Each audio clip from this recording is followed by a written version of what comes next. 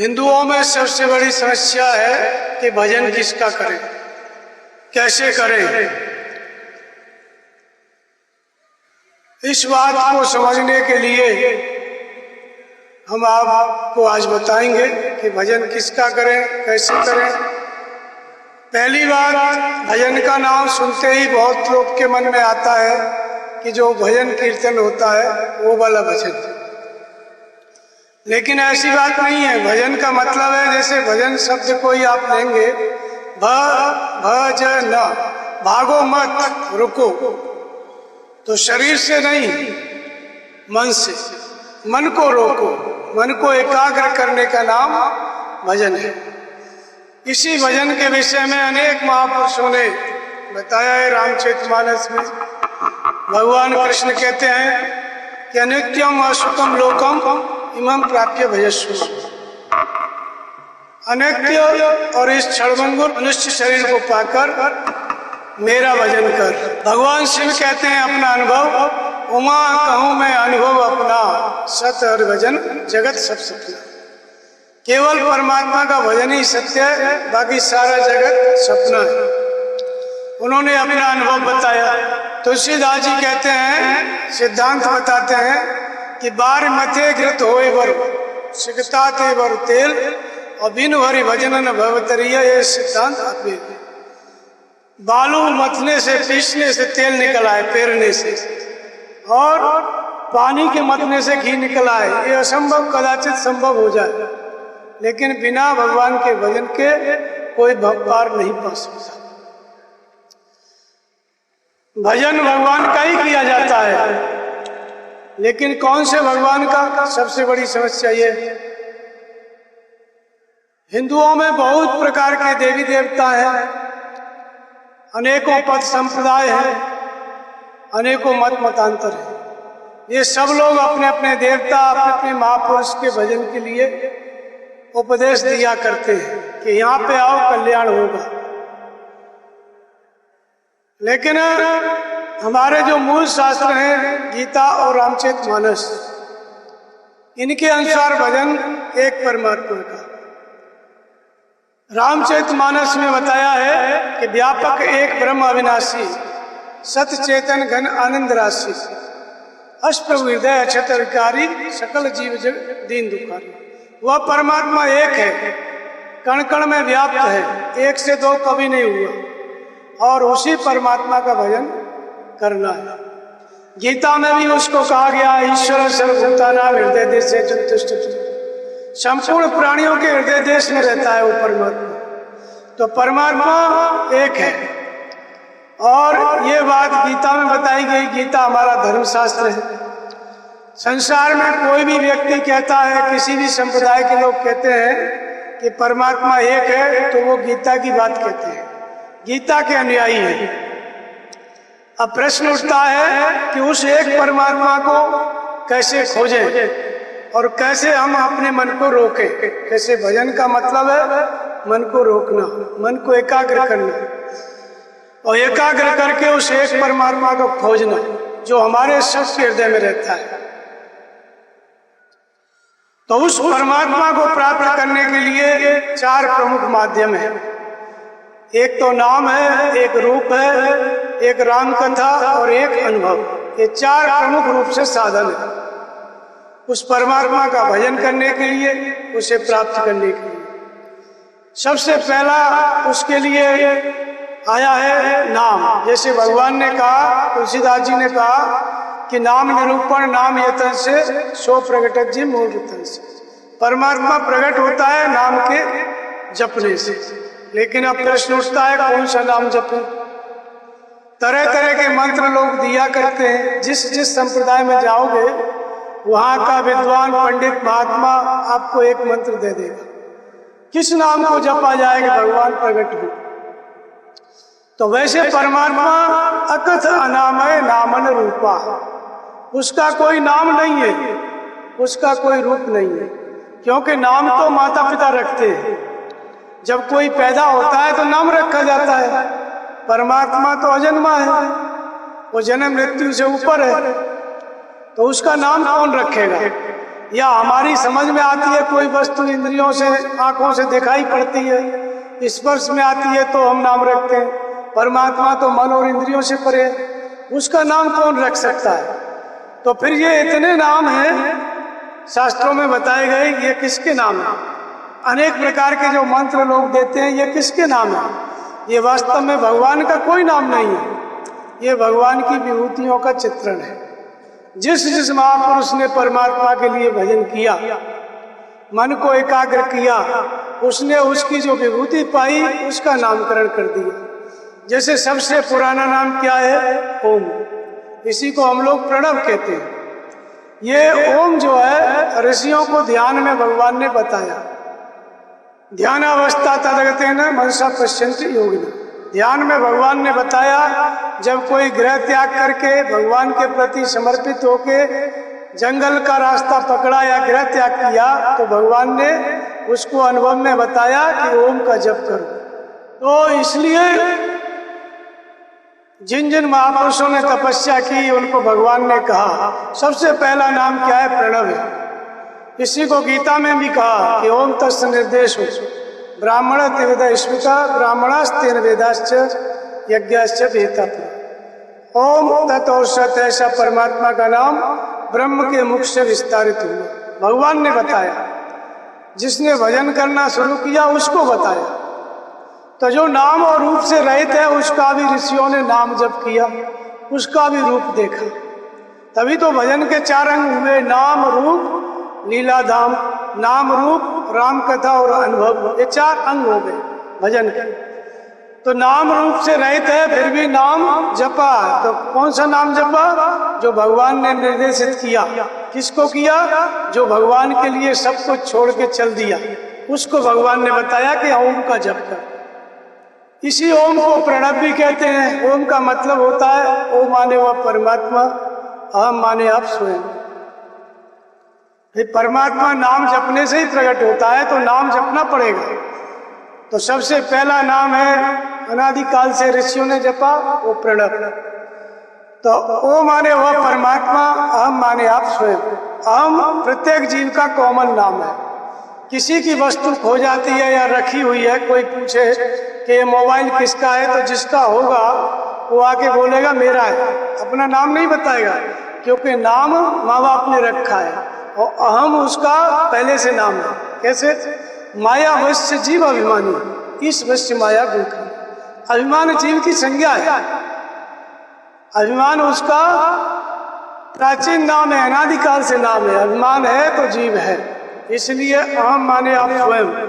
चाहे आप स्त्री हैं, चाहे पुरुष हैं, चाहे हिंदू हैं, चाहे मुसलमान हैं, अहम सबका कॉमन नाम है। और वो माने वो परमात्मा। कौन सा परमात्मा? जो सर्वत्र व्याप्त है, जो कण कण में व्याप्त है। तो कण कण में व्याप्त है तो क्या कुर्सी टेबल पेड़ पत्थर की पूजा करने लगे? ऐसी बात नहीं है। उसका अनुभव आपको अपने हृदय में होगा, पेड़ पत्थर में नहीं हो सकता। उसकी पूजा का विधान हृदय में है, उसका नाम जपने का विधान, ध्यान का विधान हृदय में, क्योंकि वो कहाँ रहता है? अष्टप्रभु हृदय अच्युत है। तो कण कण में व्याप्त, लेकिन रहता कहाँ है? आपके हृदय में। तो ओ माने वो परमात्मा जो कण कण में व्याप्त है, अहम माने आप स्वयं जो कण कण में व्याप्त है, उसका निवास आपके शरीर रूपी कण में भी है। इसलिए ओम। भाई कण कण में व्याप्त है तो शरीर भी एक कण है, इस कण में भी तो होना चाहिए ना। तो इसलिए नाम ओम। ओ माने वो परमात्मा, अहम माने तुम स्वयं जो शरीरधारी है, उसके भी भीतर है, इसलिए उसका नाम क्या है? ओम। इसी को प्रणव कहा गया। प्रणव क्यों कहा गया? प्रणव का मतलब होता है, जैसे आपने देखा होगा आयुर्वेद में दाक्षास्त्रव, अमृतारिष्ट ऐसे दवाई बनती है ना, तो बहुत सारी औषधि को उबालते हैं, उसकी वाष्प बनाते हैं, बहुत सारी औषधियां बनती हैं, तो उनका अर्क निकाला जाता है। जब उनका अर्क निकल जाता है, कुंटलों उबालते हैं तो एक बोतल बनती है। इसी तरह से प्रणव का मतलब होता है असव। किसका असव निकाल लेता है? प्राणों का। प्राण जो होते हैं वो भटक रहा है। प्राण हमारे अंतःकरण, मन बुद्धि चित्त अहंकार। मन योजना बना रहा है, बुद्धि निर्णय ले रही है, चित्त चिंतन कर रहा है, काम पूरा हो गया तो हमने ये किया, हमने वो किया। ऐसे एक एक संकल्प में हमारा प्राण अटका हुआ है, और इस अटके हुए बिखरी हुई प्राण शक्ति को, ये जो प्रणव है, ओंकार है, इसका जब हम जप करते हैं तो सभी विकारों से, सभी संस्कारों से, सभी संकल्पों से खींच के अपने में स्थायित्व दे देता है, उसके अर्घ को निकाल लेता है। इसलिए इसको क्या कहते हैं? प्रणव कहते हैं। ये हमारी शक्ति जो संसार में फैली हुई है, बिखरी हुई है, उसको प्रणव अपने में इकट्ठा कर लेता है, उसके सार को निकाल लेता है, इसलिए इसका नाम क्या है? प्रणव इसको कहते हैं। तो ये सबसे प्राचीन और वैदिक नाम है, जिसको भगवान ने ऋषियों को जपने के लिए निर्देशित किया। इसके बाद फिर बहुत समय के बाद भक्तिकालीन ऋषि आए, बीच में प्रतिबंध लगा संस्कृत भाषा पे कि ओम ये जपेगा, ये नहीं जपेगा। जैसे अभी भी लोग कहते हैं कि ओम स्त्रियां नहीं जप सकती, ये नहीं जप सकता, वो नहीं जप, बहुत सारे लोग, ऐसा कोई विधान नहीं था। तो ऐसा हल्ला बहुत होने लगा, तो कबीरदास, तुलसीदास, मीराबाई इत्यादि जो संत हुए 400-500 वर्ष पहले, 600 वर्ष पहले, उन्होंने उसी प्रणव का हिंदी में अनुवाद किया राम। हिंदी में उसी को राम कहते हैं, संस्कृत में प्रणव कहते हैं, ओम कहते हैं, अलग अलग नहीं है। ओम क्या है? ओम इत्येकाक्षरम ब्रह्म, उस अक्षय ब्रह्म का परिचायक है, जो कण कण में व्याप्त परमात्मा है, उस ब्रह्म का संबोधन है, नाम नहीं है। नाम तो परमात्मा अनिर्वचनीय है, कौन नाम रखेगा? लेकिन ऋषियों को भगवान ने बताया जपने के लिए, वो प्रणव था। राम कौन है? ओम ब्रह्म का संबोधन है। तो राम किसका नाम है? राम ब्रह्म व्यापक जग जाना, परमानंद परेश पुराना। राम भी उसी ब्रह्म का संबोधन है जिसका ओम है। तो जो सबके घट घट में रमण करता है, इसलिए उसका एक नाम क्या है? राम। ये भगवान की विभूतियों के चित्रण है, जिसने जैसा अनुभव किया वैसे जप जो है ओम अथवा राम, दो ही नामों का हुआ है। फिर बहुत से नाम भगवान के हैं, उनका जप नहीं हुआ, लेकिन नाम तो है। जैसे एक नाम है हरि, तो सर्वस्व का हरण कर लेता है, बदले में अपना स्वरूप दे देता है, इसलिए उसी को हरि कहते हैं। एक नाम है भगवान। भगवान है त्रिगुणमयी प्रकृति, जिसमें विद्या अविद्या सब आ जाता है, इसलिए उसको क्या कहते हैं? त्रिगुणमयी प्रकृति को भग कहते हैं। उसका संचालक है, उसका नियामक है, उसको कंट्रोल करता है। तो भगवान, जैसे कोई गाड़ी चलाने वाले को गाड़ीबान कहते हैं, हाथी चलाने वाले को पीलवान कहते हैं, ऐसे ही प्रकृति को संचालित करने वाला, नियमन करने वाला है, इसलिए उसका एक नाम क्या है? भगवान। तो ये नियमन करने वाला, संचालित करने वाला, ये किसने देखा? जिन ऋषियों ने तपस्या की, उन्होंने देखा कि भगवान की एक ये विभूति है, जो संचालित भी करती है, प्रकृति को कंट्रोल करती है, नियमन करती है। ये भगवान की इस तरह की विभूति है। तो भगवान नाम उसको दिया। फिर एक नाम आता है ईश्वर। स्वर माने श्वास। ये जो श्वास है हमारी 24 घंटे चलती रहती है, आती जाती रहती है। महापुरुषों ने नाम जपा तो स्वर का निरोध करना पड़ा, श्वास का निरोध करना पड़ा, श्वास को स्थिर करना पड़ा।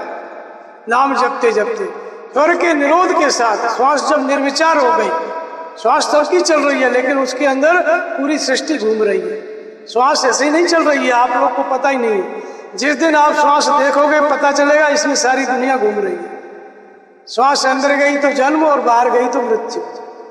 अगर बाहर की श्वास बाहर ही रह जाए तो आदमी बचेगा? नहीं बचेगा। तो इस श्वास के साथ सूक्ष्म रूप में इस सृष्टि के परमाणु अंदर जा रहे हैं, बाहर। विचार करें तो जब ये श्वास निर्विचार हो जाती है, स्वर निर्विचार हो जाता है, स्वर का निरोध हो जाता है, स्थिर हो जाती है नाम जपते जपते, तब वो परमात्मा विदित होता है। स्वर निरोध के साथ वो विदित होता है, जानने में आता है। तो इसलिए इसको ईश्वर कहते हैं, इसी को रामेश्वर कहते हैं। स्वर का निरोध किसने किया?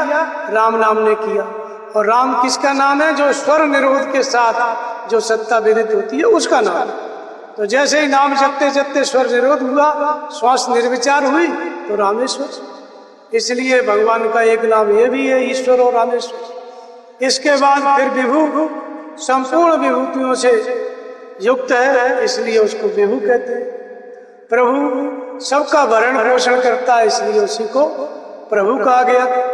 फिर नाम जपने के बहुत सारे तरीके लोगों ने निकाल लिए। कोई कहता है ओम नमो भगवते वासुदेवाय जपो, तो ओम नमो भगवते वासुदेवाय कोई मंत्र नहीं है जपने का, ये प्रार्थना है। जपने का मंत्र केवल ओम अथवा राम, दो ही है, दो का ही जप होगा। तो ओम नमो भगवते वासुदेवाय का मतलब क्या होता है?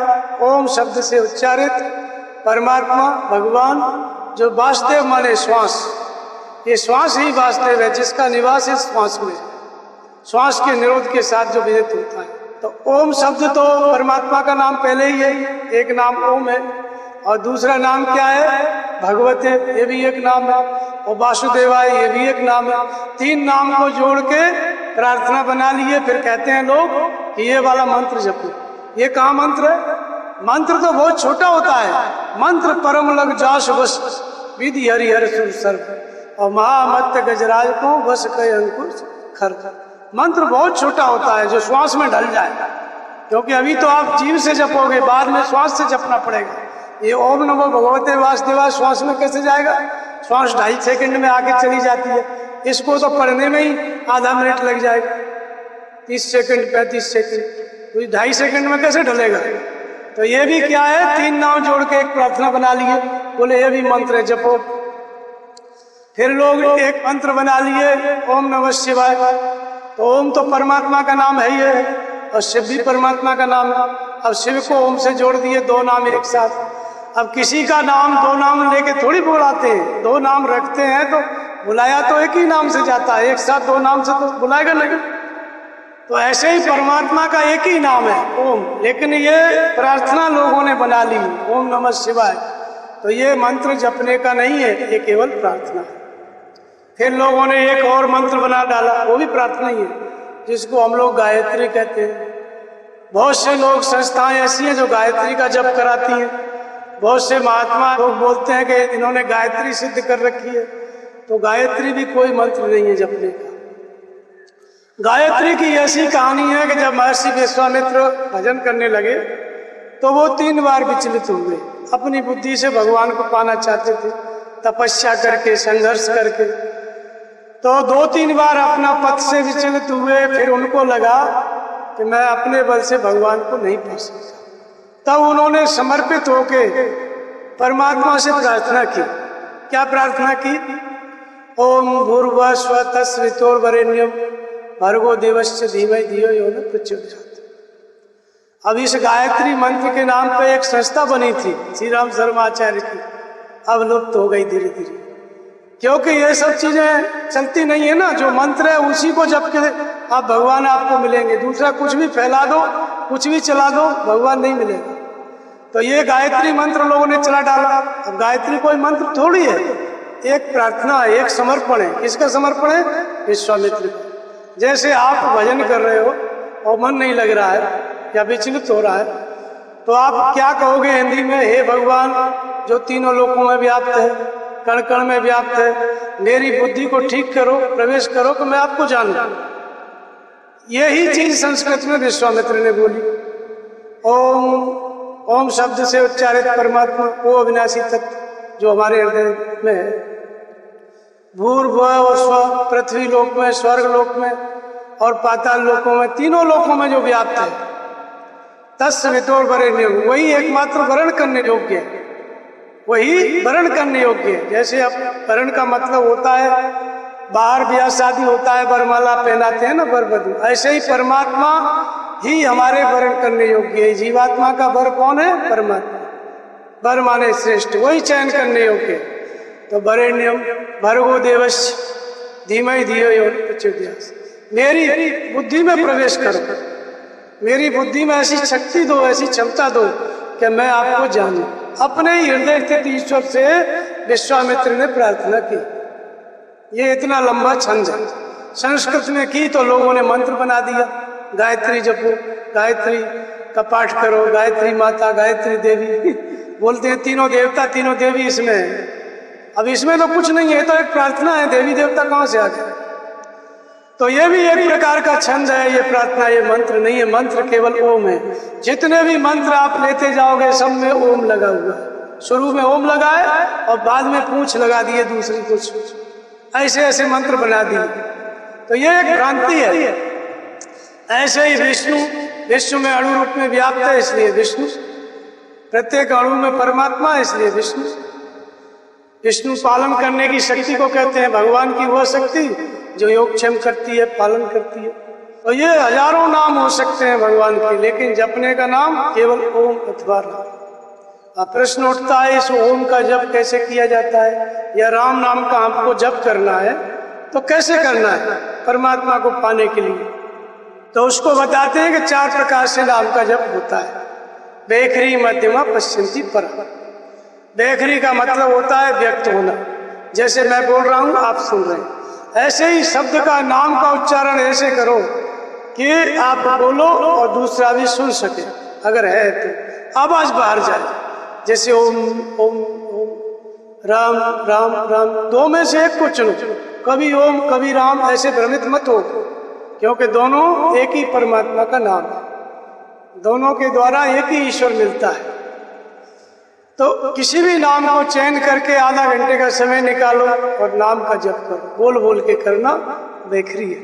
फिर धीरे धीरे जपो, स्वयं ही बोलो स्वयं ही जपो, यानी बोलो भी और दूसरे को सुनाई न दे, हमको सुनाई दे, हमारा मन सुने, हम सुने, बोले भी और सुने भी, लेकिन पास में बैठने वाला डिस्टर्ब न हो।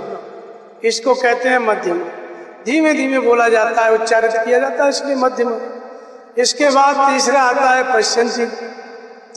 पश्चंती जो है सूक्ष्म होता है, महापुरुष लोग इसी से भजन करते हैं, मन को रोकते हैं, यही असली भजन की श्रेणी है पश्चंती। पश्च माने देखना, किसको देखना? श्वास को देखना। श्वास को देखा जाता है। श्वास, जैसे पहले नाम को आपने जपा जीव से, बेखरी और मध्यमा में, लेकिन श्वास में कैसे जपा जाता है? श्वास को केवल देखा जाता है। शांत होकर के बैठ जाओ स्थिर, सामने दृष्टि रखो और श्वास के आने जाने को देखो। श्वास क्या है? सेतु है, बाहर संसार, भीतर परमात्मा। श्वास चल रही है तभी तक आप भगवान को जान सकते हैं, श्वास चल रही है तभी तक आप संसार को जान सकते हैं, और श्वास निकल गए तो अपना परमात्मा और न संसार। तो श्वास सेतु है, श्वास ब्रिज है, बाहर संसार भीतर परमात्मा। तो श्वास को क्या करना है? श्वास को खींचना नहीं है, जैसे रामदेव सिखाता है, वो नहीं करना है। श्वास को खींचना तानना नहीं है, श्वास को केवल देखना है। शांत ढंग से बैठ जाइए और श्वास को देखिए। श्वास नासिका के अग्रभाग से प्रवेश करती है, तालू का स्पर्श करती है, तालू का स्पर्श करके मेरुदंड का सहारा लेकर के अंदर जाती है नाभि तक, और नाभि से पुनः वापस होती है। 1-2.5 सेकंड में अंदर जाके बाहर आ जाती है।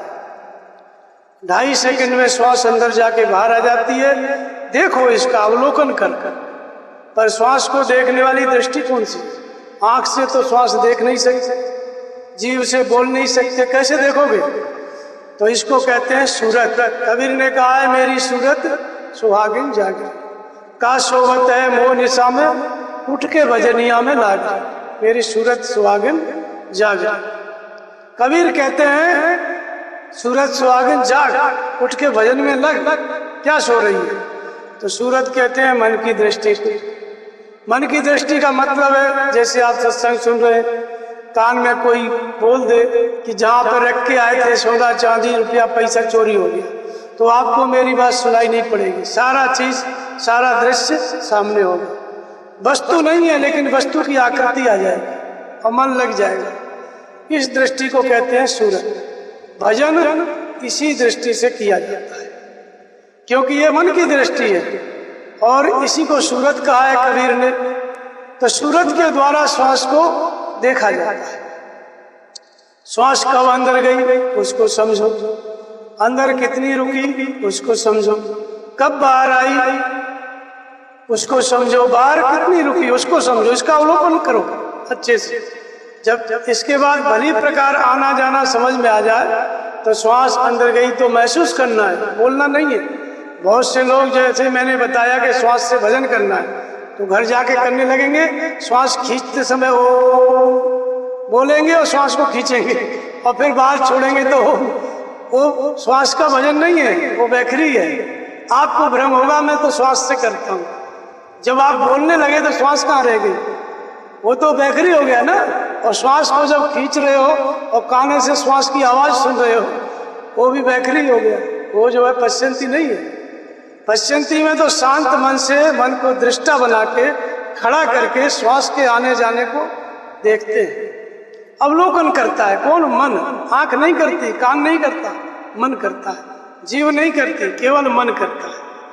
अब इस भजन को आप करेंगे तो श्वास में मन लगा है देखने में, तो मन एक है, एक साथ दो काम नहीं कर सकता। या तो वो श्वास देखेगा या बाहर का विचार करेगा। अगर विचार कर रहा है, भटक रहा है, तो श्वास नहीं दिखाई पड़ेगी, और श्वास देख रहा है तो समझो रुका हुआ है। यहाँ से असली भजन शुरू होता है, जिसको मैंने कहा कि भजन क्या है, किसका करें। तो करना तो परमात्मा का ही है, हृदय में रहता है। लेकिन जैसे ही श्वास में मन रुकने लगेगा, फिर वो परमात्मा समझ में आता है कि अंदर है कि नहीं। ऐसे तो दुनिया बोलती है, शास्त्र में लिखा है, लेकिन हमारे अनुभव के लिए वो तभी आएगा जब नाम जपते जपते हम श्वास को पकड़ने लग जाए। इसी को पश्चंती कहते हैं। महात्मा बुद्ध ने इसको अनापान कहा है, विपश्यना कहा है, पानापान कहा है। पानापान माने प्राणापान। प्राण वो श्वास है जिसको अंदर ले जाते हैं, अपान वो श्वास है जिसको बाहर छोड़ते हैं। गीता में भगवान कृष्ण इसी को प्राणापान का यज्ञ कहते हैं। पहले तो कहते हैं कि यज्ञ नाम जप यज्ञ, सभी प्रकार के यज्ञों में मैं नाम का जप रूपी यज्ञ हूँ, दूसरा नहीं, नाम का जप रूपी यज्ञ। फिर कहते हैं नाम का जप रूपी यज्ञ कहाँ होता है? तो अपाने जुहिति प्राणम प्राणे अपानम तथा परे, और प्राणापान गतिरुद्ध्वा प्राणायाम प्राण। गीता में भगवान ने कहा। एक जगह और कहा कि स्पर्शान कृत्वा बहिर्बाह्यश्चक्षुश्चैवान्तरे भो प्राणापान समायुक्ता और नासाभ्यंतर चारणा। नासिका के अंदर विचरण करने वाले प्राण और अपान को सम करो, स्थिर कर। कैसे स्थिर होगा? नाम जपते जपते। तो श्वास अंदर गई तो ओम, बाहर आई तो ओम। बुद्ध इसको विपश्यना कहते हैं, इसी को उन्होंने पानापन कहा। तो इसी के द्वारा भजन किया गया। महापुरुषों ने जो तपस्या की वो पहले बैखरी से की, फिर मध्यमा से की, फिर पश्चंती से। जो विरक्त हो जाते हैं वो बैखरी मध्यमा से थोड़ा बहुत करते हैं, श्वास से करते हैं। और घर में श्वास पकड़ में नहीं आती, क्योंकि 50 काम रहते हैं, तो श्वास कहाँ बेचारा पकड़ पाएगा? उसको बोल बोल के ही करना पड़ता है। इसलिए गृहस्थ लोगों ने भजन का मतलब कीर्तन मान लिया। जैसे ताली बजाओ, मजीरा बजाओ, सीताराम सीताराम बोलो, तो उस कीर्तन को ही ये लोग भजन मानते हैं। वो भजन नहीं है। भजन का मतलब है जिसमें मन एकाग्र होता है, वो भजन की शुरुआत है, कीर्तन। तो इसलिए श्वास के द्वारा जब ये मन जपने लगता है नाम, तो इसको क्या कहते हैं? पश्चंती। और इसी स्थान पर आकर के जो नाम जप है वो मंत्र की श्रेणी में लेता है, क्योंकि मन को अपने अंतराल में रोकने लगता है, इसलिए मंत्र हो जाता है। नाम जप बैखरी और मध्यमा से जब जप रहे हो तो वो मंत्र नहीं है, वो नाम जप है। और यही नाम जब श्वास में चला गया, श्वास अंदर गई तो ओम, बाहर आई तो ओम। प्राणापान का यज्ञ कहा है। यज्ञ में क्या है? स्वाहा करते हैं, कुछ हवन होता है ना, कुछ जलता है अग्नि में, उसको आप लोग यज्ञ नाम दे रखे हैं। लेकिन यहाँ नाम जपते हैं तब क्या जलता है, किसका हवन होता है? तो प्राण अंदर गया, श्वास अंदर गई तो ओम। तो श्वास अंदर जाती है तो श्वास के साथ साथ पूरी दुनिया के विचार अंदर जाते हैं, और बाहर आती है तो सारे विचार बाहर आते हैं। तो जब श्वास को आप देखेंगे मन से, तो केवल नाम को ही हम सुनेंगे, तो दूसरे विचार उनका क्या होगा? उनका हवन हो जाएगा। वो दूसरे विचार क्या करते थे? वही हमको दुख देते थे, वही नींद नहीं आने देते थे। तो इसलिए अन्य विचारों का जब हवन होता है, श्वास अंदर गई तो ओम, तो दूसरे विचारों का हवन हो गया, इसलिए यज्ञ। और श्वास बाहर आई तो ओम, फिर दूसरे विचार जो आ रहे थे उनका हवन हो गया, इसलिए इसको क्या कहा गया? प्राणापान का यज्ञ, नाम जप रूपी यज्ञ। तो इस तरह से ये नाम जप की विधि भगवान कृष्ण ने भी बताई, कबीर भी इसको बताते हैं, पश्चंती को बताते हैं कि श्वासा सुमिरे घड़ी विचारे लगन शब्द में राखे। श्वास को सुमिरन करो और घड़ी पे विचार करो कि कितनी देर मन श्वास में लगा और कितनी देर मन बाहर गया। इसको समझो, कितनी देर तक हमारा मन नाम जप में, श्वास में नाम को सुना, सूरत लगी रही, और कितनी देर भटक के बाहर का विचार किया। ये टाइम देखो कितनी देर, तभी तो उसको रोक पाओगे, नहीं तो भटक जाएगा। घड़ी विचारे लगन शब्द में राखे। शब्द का मतलब वही अनुभव। जो भजन के 4 अंग बताए ना, उसको हम बाद में बताएंगे, पहले नाम जप बता लें पूरा। तो इसी नाम जप को कबीर ने कहा श्वास का स्मरण। फिर कबीर एक जगह और कहते हैं कि जप मरे अजपा मरे, अनहद हो मर जाए, और सूरत समानी शब्द में तय काल न खाए। कबीर इसी नाम जप को फिर विभाजित करते हैं कि मैंने कौन कौन सी अवस्था नाम जप जप के पाई। और नाम कौन सा जपा कबीर ने?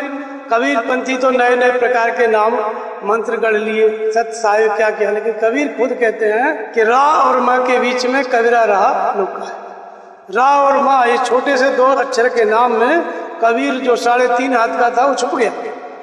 इतना बड़ा शरीर छोटे से अक्षर में कबीर कैसे आ गया?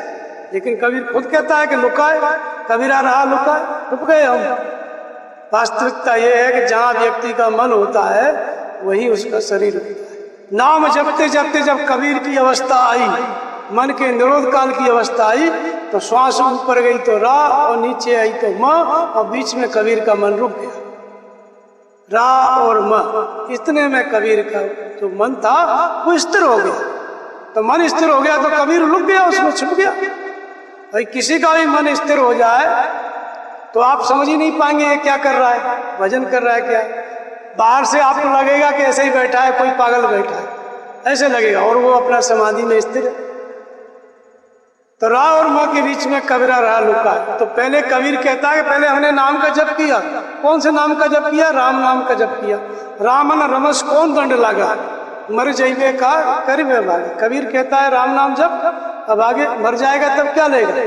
तो कबीर को जो नाम मिला अपने गुरु से, स्वामी रामानंद जी से, वो राम नाम का जप मिला।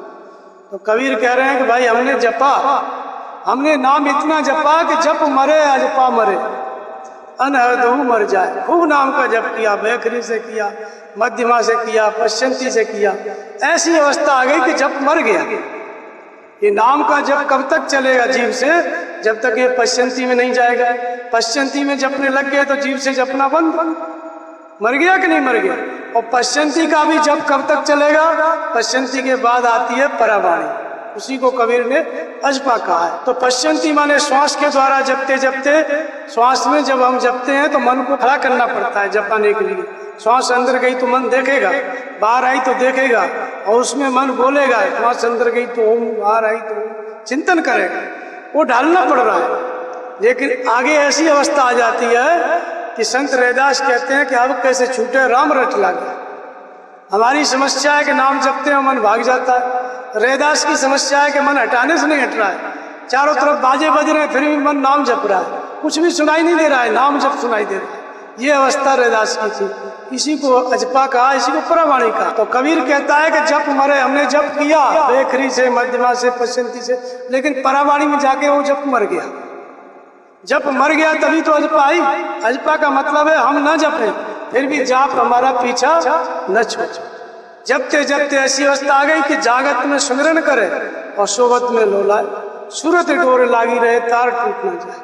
कबीर कहते हैं कि अजपा की स्थिति आई, अजपा की स्थिति आई। इसी के आगे की अवस्था को अनहद कहते हैं। अजपा का मतलब है कि चलते फिरते उठते बैठते हम जपते नहीं है फिर भी नाम जप होता रहता है। बात व्यवहार करोगे तब भी चलता रहता है, सूरत वहां लगी रहती है श्वास की। एक बार लगा दिया फिर मन वहां टिका रहेगा, और सब जगह घूम के आ जाओ फिर भी टिका रहेगा। इसको कहते हैं अजपा। नाम वही है राम नाम, जिसको आपने जीव से शुरू किया, कई जन्म के अभ्यास से यहाँ पहुंच जाता है। परावाणी इसी को अजपा कहते हैं। तो अजपा भी एक स्तर है, अजपा भी कब तक टिकेगी? कबीर कहता है जप मरे अजपा मरे। अजपा भी मर जाती है, वो किस में मरती है? अनहद मर जाए, अनहद पकड़ में आती है तब। अनहद किसको कहते हैं? अनहद का मतलब होता है हद माने सीमा, और अनहद माने असीम। पहले नाम जप होता था बेकरी से 1-2 घंटा, पश्चंती से 2-4 घंटा, फिर तो मन भागता ही था ना। परावाणी की अवस्था आई तो चलने लग गया 4-6-10 घंटे, लेकिन उसमें भी क्रम टूटता था। लेकिन परावाणी अजपा भी जब आगे बढ़ी तो अनहद की अवस्था आ गई। हद माने सीमा, हद से ऊपर उठ गया भजन। वो कैसी अवस्था होती है? तो कहते हैं जागत में सुमिरन करे, जागा हुआ उठा तो सूरत लगी मिली, और सोवत में लोलाए। और जब सोने लग गया तो योगी सोता नहीं है, सूरत लगा के सोता है। किसमें? श्वास में। और जब उठता है 3 बजे 2 बजे या 4 बजे तो उठते ही सूरत वहीं लगी मिलती है जहाँ रात को लगाई थी। इसको क्या कहते हैं? अनहद। लेकिन इसके द्वारा भी हम किसी को खोज रहे हैं। अभी अनहद का जप चल रहा है, अजपा के ऊपर की स्थिति है, लेकिन जब किसी के लिए किया जा रहा है अभी वो मिला नहीं है। तो कबीर कहता है कि हमने और आगे की अवस्था पाई, अनहद मर जाए। अनहद भी मर गया। एक ऐसी अवस्था आई कि दिन रात 24 घंटे सूरत लगी थी, वो अवस्था भी मिट गई। तो वो कब मिटी? तो कहते हैं सूरत समानी शब्द में तय काल ना खा। सूरत शब्द में समाहित हो गई। एक तो शब्द नाम का जप कर रहे थे कबीर, उसमें जिसका नाम जप रहे थे वो परमात्मा मिल गया तो जपना पूरा हो गया, उसमें विलीन हो जाता है भक्त। सूरत समा गई माने भक्त भगवान में विलीन हो गया। भगवान का मार्गदर्शन भी शब्द है, एक तो नाम का जप शब्द है और एक नाम निरूपण नाम यतन से सो प्रगटत। भगवान प्रकट होकर जो बता रहे हैं, बोल रहे हैं, वो भी शब्द है। कबीर ने उसी को शब्द कहा है। तो सूरत समानी शब्द में भगवान के निर्देशन में भजन करते करते अनहद भी समाप्त हो गई। तो निर्देशन में चलते चलते भक्त भगवान में समा गया, विलीन हो गया। बोले ये अवस्था आ गई तो उसको काल भी नहीं खा सकता, वो काल से परे हो गई। तो कबीर ने इस तरह से नाम जप की अवस्था को बताया। महर्षि पतंजलि भी कहते हैं तस्मिन् सति श्वास प्रश्वास योर गति विच्छेद प्राणायाम। श्वास और प्रश्वास की गति का रुक जाना प्राणायाम। तो श्वास प्रश्वास से हम नाम जपने लग गए, श्वास अंदर गई तो ओम, बाहर आई तो ओम। तो इसकी गति का रुकना माने श्वास रुकना नहीं, इसके अंदर जो विचार चल रहे हैं जब वे रुक जाते हैं, संकल्प रुक जाते हैं और श्वास चलती रहती है, मन स्थिर हो जाता है, श्वास में सूरत स्थिर हो जाती है, अन्य विचार नहीं रहते, उस अवस्था को प्राणायाम कहा गया। प्राणायाम माने कोई नाक को बंद करना नहीं, विचार बंद करना, संकल्प बंद करना, वृत्ति का निरोध। ये नाम जप की भिन्न भिन्न अवस्थाएं हैं। तो ये भगवान के भजन का पहला अंग क्या है? नाम का जप। और दूसरा अंग मैंने बताया रूप का ध्यान, स्वरूप का ध्यान। रूप किसका देखें? भगवान तो अकथ अनामय नाम न रूप। जैसे उसका नाम नहीं है वैसे उसका कोई रूप भी नहीं है, क्योंकि कण कण में व्याप्त है। ये पेड़ भी उसका रूप है, पशु भी उसका रूप है। किसको देखें? उसका वास्तव में रूप है क्या? उसके लिए रामचरितमानस आप देखेंगे, शुरू में ही तुलसीदास जी वंदना करते हैं कि भवानी शंकरो वंदे श्रद्धा विश्वास रूपेण याभ्याम बिना न पश्यंती सिद्धा स्वांतस्थम ईश्वर। भवानी और शंकर की वंदना करता हूँ जिनके बिना सिद्ध जन भी हृदय स्थित ईश्वर को नहीं जान पाते। छोटे मोटे साधक की बात छोड़ो, सिद्ध जन तो भवानी शंकर के बिना नहीं जान पाते। ये दोनों किसके रूप में? श्रद्धा और विश्वास। हमें श्रद्धा करनी है, विश्वास करना, लेकिन करना किस में है? व्यापक एक ब्रह्म अविनाशी सत्य चेतन घन आनंद राशि अष्ट हृदय छत्रकारी सकल जीव जग दिन। जो हृदय स्थित ईश्वर है उसमें श्रद्धा करनी है। जहाँ आपकी श्रद्धा हो गई तो उसी का नाम पार्वती है। और विश्वास किसमें करना है? जो शंकर है। शंकर कौन है? वंदे बोधमयम नित्यम गुरुम शंकर रूपी। जो सदगुरु है वही शंकर है। तो वो जो सदगुरु है शंकर, उसकी क्या विशेषता है? तो यमाश्रितो वक्रोपि चंद्र सर्वत्र वंदते। जिनके आश्रित होने से टेढ़ा चंद्रमा सीधा हो जाता है या टेढ़ा मन भी सीधा हो जाता है। मन सचित महान, मन को ही चंद्रमा कहा गया। मन को चंद्रमा कहा गया। जिनके प्रति समर्पित होने से टेढ़ा मन भी सीधा हो जाता है, बंधनी हो जाता है, सुखदायी हो जाता है। किसका हुआ? तो शंकर कौन है? सदगुरु, जो जीवित शरीर में है, जिसको आप आंखों से देख सकते हो। कैलाश पर्वत वाले शंकर जी नहीं, काशी में विश्वनाथ वो नहीं। वो आपके मन को सीधा नहीं कर पाएंगे। जीवन भर पूजा करो, पंडों का आज तक नहीं हुआ, उधर ही रहते हैं सब, रहते हैं कि नहीं? किसी का हुआ? तो वो नहीं। ये जो सदगुरु शंकर स्वरूप है, इसके प्रति आप समर्पित होंगे तो टेढ़ा मन सीधा हो जाएगा। किसका हुआ? तो वाल्मीकि वह ब्रह्म समान। वाल्मीकि कैसे थे? शुरू में डाका डालते थे, हत्याएं करते थे। जब देवर्षि नारद मिले गुरु के रूप में, समर्पित हो गए। समर्पित हो गए तो क्या हुआ? नाम का जप बताया, मरा मरा जपो राम राम जपो। मरा मरा राम राम में परिवर्तित हुआ। वाल्मीकि का ध्यान और समाधि लग गई। वाल्मीकि वह ब्रह्म संसार, उल्टा नाम जपा जाता है। तो उल्टा का मतलब मरा मरा नहीं होता है, राम राम ही जपते। संसार से उलट के भगवान में लग गए। पहले संसार की तरफ लगे थे, भगवान की तरफ पीठ थी।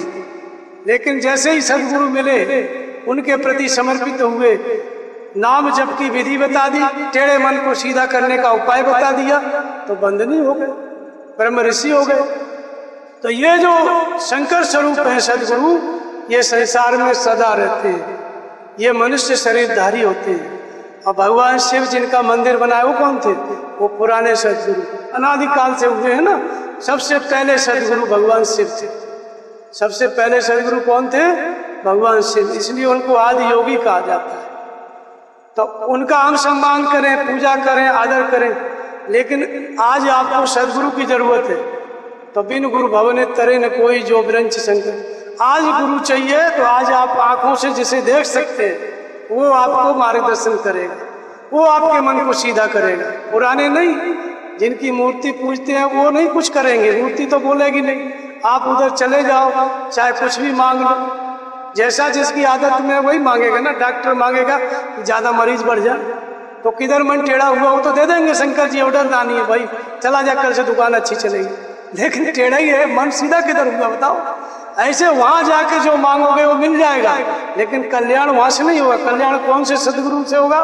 कौन से शंकर से होगा? जो मनुष्य शरीर में गुरु के रूप में, वो आपके टेढ़े मन को सीधा करेगा। सीधा इसलिए करेगा कि मंत्र महामणि विषय व्याल के मैटत कठिन कुंक पाल। जो भाग्य में दुर्भाग्य है, कुंक है, यातनाएं लिखी है, सदगुरु के प्रति आप समर्पित हो गए, उसको मिटाने वाली विधि मंत्र जागृत कर देंगे। वो मंत्र ऐसा जागृत करेंगे कि 24 घंटे आपके पीछे लगा रहेगा। नाम जपोगे तो, नहीं जपोगे तो जपाएगा। उठो जल्दी, बैठो, नाम जप, ऐसा मंत्र जागृत करते हैं। इसी वजह से मन सीधा होता है। नहीं कान में फूंक दिया मंत्र तो थोड़ी मन सीधा होगा, कभी नहीं होगा। कान में तो रोज पंडित लोग फूंकते रहते हैं गांव गांव में, उससे किसी का मन सीधा नहीं होता। सदगुरु जब मंत्र देता है तो वो डंडा लेकर खड़ा रहता है, जागते में सोते में। आप चाहे 1000 किलोमीटर दूर है, वहां भी गुरु मौजूद रहेगा, वहां भी आपको दिन में रात में प्रेरणा करेगा। तब जाकर के मन रुकता है, क्योंकि भगवान कहते हैं कि मन बस होए तभी जब प्रेरक प्रभु वर्जे। जब प्रेरक के रूप में भगवान खुद खड़े हो जाते हैं तब मन बस में होता है। रामचरितमानस में भगवान शिव की बहुत सारी महिमा बताई गई, तो उसमें आता है कि जे पर कृपा न करें पुरारी सोन पामुन भक्ति मारी। जिस पे पुरारी कृपा नहीं करते, शंकर जी कृपा नहीं करते, वो हमारी भक्ति नहीं पा सकते। तो शंकर जी का मतलब मंदिर वाले देवता नहीं, जिसने सत्रतम 3 पुर हैं, ये 3 पुर बसे हुए हैं सबके हृदय में। इनको जिसने पाठ दिया, जो इन तीनों गुणों से ऊपर उठ गया और वो शरीर से है, जिसको आप देख सकते हो, वो पुरारी है। वो कृपा नहीं करेगा तो आप भक्ति, आपको जागृति नहीं होगी। इसके बाद कहते हैं कि वो गुरु के ही महिमा गाते हैं कि ध्यान किसका करें, तो ये शंकर स्वरूप सदगुरु। तुलसीदास जी कहते हैं, स्पष्ट करते हैं, श्री गुरु पदनख मणिगण ज्योति सुमृत दिव्य दृष्टि। पहले शंकर की वंदना की, उसी में आगे कहते हैं गुरु ही शंकर है, तो गुरु की वंदना करते हैं कि गुरुपद, गुरु के चरणों का जो नाखून है, उनकी जो नाखून है वो मणि माणिक की जैसा है। और उनका जब चरणों का ध्यान करते हैं, स्मरण करते हैं, तो दिव्य दृष्टि का संचार हो जाता है। दूसरे शब्दों में हम कह सकते हैं कि शंकर वही गुरु है जिसके चरणों से दिव्य दृष्टि आ जाए। सब गुरु शंकर नहीं है, जिसका आप ध्यान करो और आपके अंदर से दिव्य दृष्टि, त्रिकालज्ञता का संचार हो जाए, तीनों कालों की जानकारी मिलने लगे, समझो यही गुरु शंकर है, दूसरा गुरु शंकर नहीं है। ये उसकी पहचान भी बता दी है तुलसीदास जी। तो इस गुरु का जब ध्यान करते हैं तो कौन ध्यान करता है इस गुरु का? तो कहते हैं सुकृत समुतन विमल विभूति और मंजुल मंगल मोद प्रसूति। सुकृति शंभु, शंकर तो पुण्य और पाप से परे होता है। ये सुकृति शंभु कौन है? पुण्यात्मा शंकर कौन है? तो सुकृति शंभु का मतलब है कि आज आप भजन करने लग गए तो आप पुण्यात्मा शंकर है, क्योंकि भविष्य में आप ही पुण्य और पाप से अलग हो जाओगे। अभी शुरुआत की है तो सुकृत, सुकृत माने पुण्यात्मा। तो जो आज का आरंभ करने वाला साधक है, भविष्य के आने वाले समय में वही शिष्य ही गुरु होता है। गुरु को भी शिष्य नहीं बनाता, गुरु अपना गुरुत्व देकर गुरु बना देता है। तो आज का शंकर, आज का पुण्यात्मा शंकर कौन है? जो भजन शुरू किया है, सुकृत शंभु।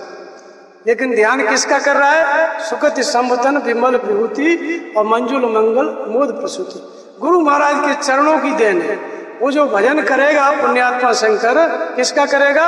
जो पूर्व में पूर्णत्व को प्राप्त शंकर है, गुरु है, उसके चरणों का ध्यान करेगा।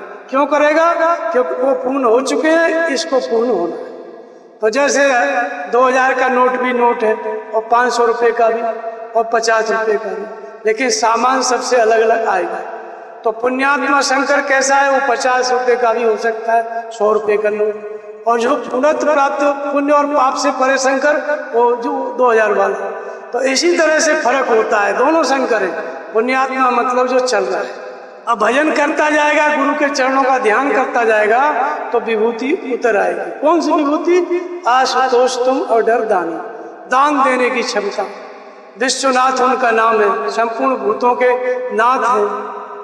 अनेक विभूति उनके अंदर है। वो सब गुरु की विभूति शिष्य में आती जाती है। कैसे? गुरु के चरणों का ध्यान करते करते। तो ध्यान किसका किया जाता है? रूप किसका देखा जाता है? सदगुरु। कैसे सदगुरु का? शंकर स्वरूप, जो शंकाओं से अतीत है, जिसकी कोई शंका नहीं है, वही तुम्हारी शंका दूर कर सकता है। जो खुद संशय में पड़ा हुआ है, वो दूसरे का संशय निवारण नहीं कर सकता। तो जो शंकर है उसका ध्यान करना है, उसी को कहते हैं श्री गुरुपद, गुरु महाराज के चरणों का ध्यान करना। ये चरणों का ध्यान आता किसके पास है? कौन पकड़ सकता है? तो बड़े भाग्य और आवन जा सकते, वो भाग्यशाली है वो साधक, वो भक्त जिसके हृदय में गुरु के चरण आ जाते हैं। सबके हृदय में नहीं आते, जिसके हृदय में आ गए वो भाग्यशाली है। वही सुकृतोत्तम है, वही पुण्यात्मा शंकर है, उसी को भाग्यशाली कहते हैं। बड़े भाग और आवन जा सकते आ गए। हमने बहुत परिश्रम किया, गुरु का स्वरूप चरण ध्यान में आ गया, तो क्या होगा? तो कहते हैं उगरे विमल विलोचन ही के और मिटे दोष दुख भव रजनी के। जो हृदय के निर्मल नेत्र हैं वो खुल जाते हैं, वही दिव्य दृष्टि। फिर होता क्या है? सूझे रामचरित मणिमाणिक। ये जो रामचरित मानस तुलसीदास जी ने लिखा, ये कोई कविता नहीं है कि ऐसे कवि लोग लिख डालते हैं। मेरे यहाँ पे एक सज्जन 4-5 पुस्तक देके गया इस समय। भारत में विद्वानों की कमी नहीं है, लाखों पुस्तक रोज लिखी जा रही है। परमहंस महाराज जी कहते थे, जब उनके पास जाए लोग तो कहें कि सब बात सबको ही जानता है, 2-2 पैसे में वेदांत लिखता है। अब 60-70 साल पुरानी बात है, तब 2-2 पैसे में किताब मिलती थी। और जय दयाल जी लिखते थे, उनको भी गाली देते थे, जय दयाल भर्रो मचाए पड़ा है, न जाने सार का पढ़ते का लिखते, ये उनकी भाषा थी। तो किताबें रोज लिखते हैं, लेकिन भजन समझ में नहीं आता। प्रोफेसर जाते थे, कहाँ के? इलाहाबाद यूनिवर्सिटी के वाइस चांसलर जाते थे। लेखक जो थीसिस लिखते थे, उनकी कॉपी जांचने वाले पहुंचते थे, बोले महाराज जी पहले अपना सुनाए, नलनी तू को मिलानी, यही सब बताएं। फिर चुपचाप बैठे रहे परमहंस महाराज। परमहंस महाराज कुछ ना बोले, सुने। फिर कहे महाराज हम सुनने आए, बताने नहीं आए। तब बोले कि सब बात सब कोई जानते हैं, 2-2 पैसे में वेदांत बिकता है। भजन एक ऐसी वस्तु है, न कहने में आती है, न सुनने में आती है और न लिखने में आती है। किताबों में लिखने में आता तो सब लोग भजन करना सीखे होते, लेकिन वो एक अनुभूति है सदगुरु के द्वारा, शंकर स्वरूप सदगुरु के द्वारा उसके चरणों का ध्यान करता है कोई शिष्य, तो ये भजन उसके अंदर जागृत हो जाता है। ये कहने लिखने की बोलने की चीज नहीं है, ये जागृति है। और जब एक बार जागृत हो गई तो कबीर कहते हैं शब्द अभ्यंगम बाजे तूरा, वो लगातार बजता रहता है। सदगुरु ज्ञान बदरिया बरसे, कहाँ बरसती है? गंगा में बरसे, जमुना में बरसे। अरे गंगा जमुना में क्या जरूरत है पानी की? जहाँ अकाल पड़ा है वहां बरसना चाहिए ना। एक कबीर कहते हैं केवल गंगा जमुना में बरसता है। गंगा का मतलब होता है ज्ञान, ज्ञान के मार्ग पर जो साधक चल रहा है, और जमुना का मतलब होता है योग, भगवान से मिलने के लिए जो तीव्र लगन के साथ लगा, उसके हृदय में बरसात होती है ज्ञान, दूसरी जगह नहीं। तो इसीलिए कहते हैं कि जो शंकर स्वरूप सदगुरु है, जैसे ही ध्यान करोगे भगवान बताने लगेंगे, भजन की जागृति हो जाएगी। भजन एक जागृति है, उसी को अनुभव कहा है। उस अनुभव को हम थोड़ी देर बाद बताएंगे। पहले इसको बता लें कि शंकर जी का वर्णन कई जगह आया है, तो लोगों को लगता है कि शंकर जी का भजन करो, लेकिन शंकर जी खुद कहते हैं, भगवान राम भी कहते हैं कि और एक गुप्त मत, हाथ जोड़ के कहते हैं और एक गुप्त मत सवय कहो कर जोड़, और शंकर भजन बिना नर भक्तिन पावे मुख।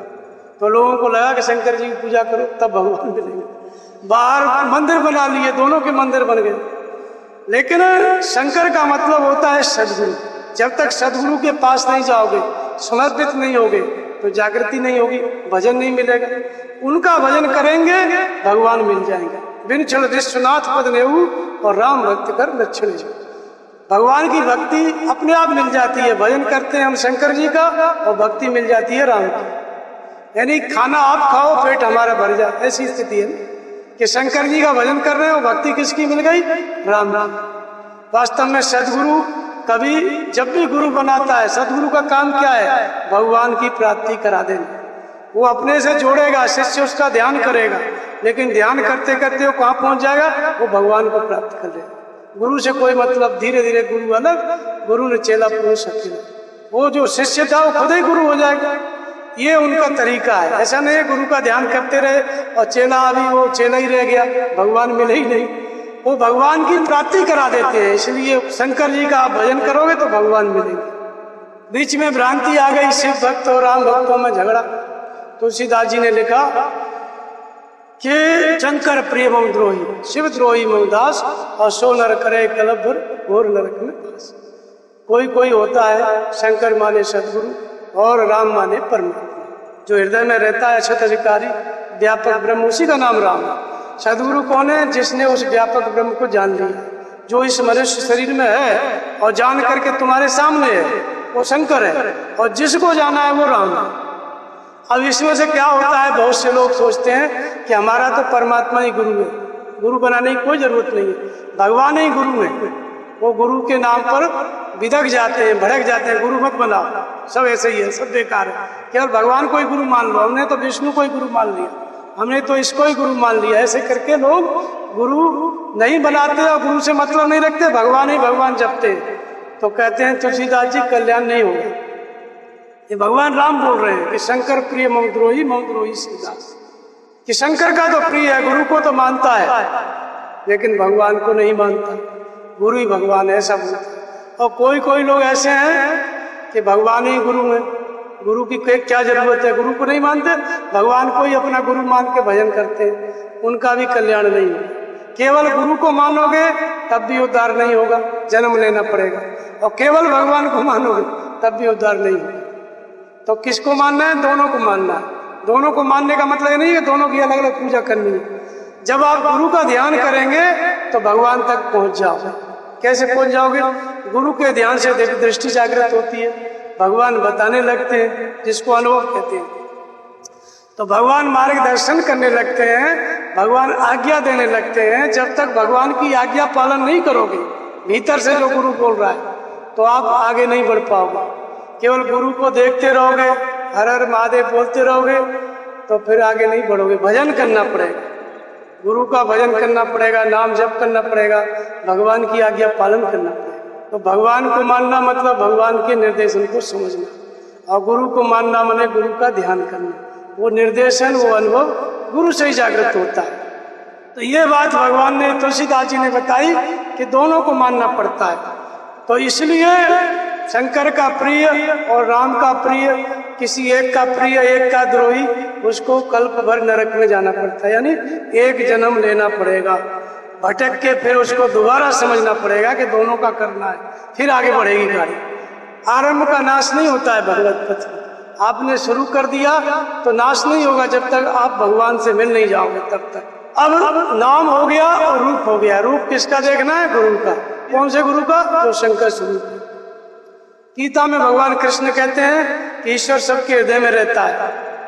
दो बात बताए उन्होंने भी बताया कि ओमित्य का अक्षरम ब्रह्म व्याहरण मामनुष्य, यह प्रयाति त्यजंदे हम सयाति परमानंद। तुम अक्षर ब्रह्म का प्रचारक है, उसका तू जप कर और मेरा ध्यान कर।